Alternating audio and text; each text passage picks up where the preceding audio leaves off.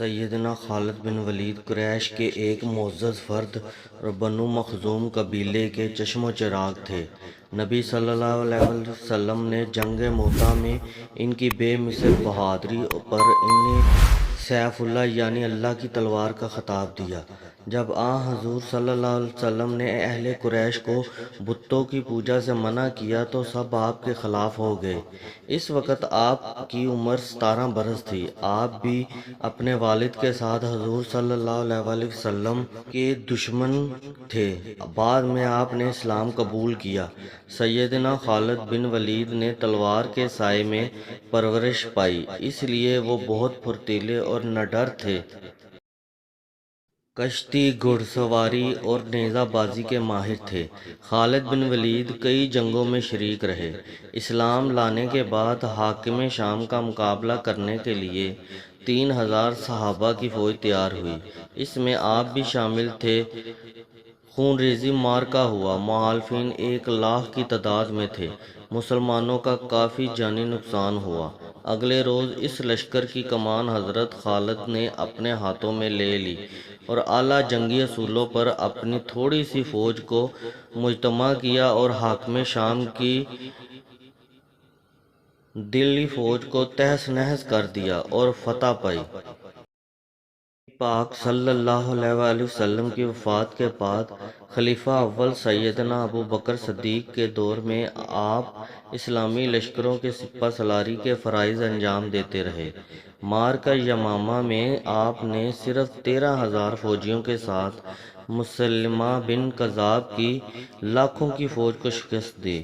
حضرت خالد بن ولید جب بستر علالت پر تھے تو آپ نے قریب بیٹھے ہوئے لوگوں سے کہا، میں نے ان گنت جنگوں میں حصہ لیا، کئی بار اپنے آپ کو ایسے خطروں میں ڈالا کہ جان بچانا مشکل نظر آتا تھا، لیکن شہادت کی تمنا پوری نہ ہوئی۔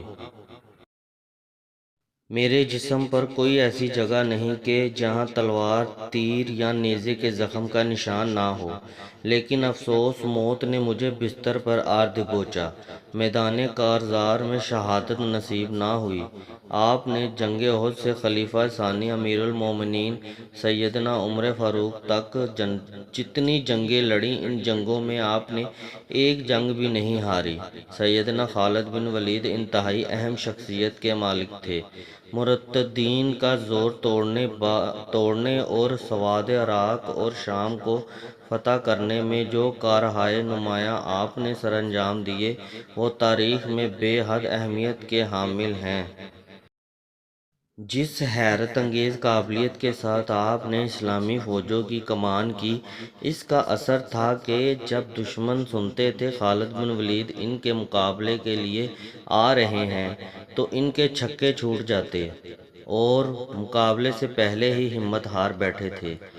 سیدنا خالد بن ولید امیر المومنین سیدنا عمر فاروق کی خلافت میں 21 ہجری 642 میں شام کے شہر حمص میں فوت ہوئے۔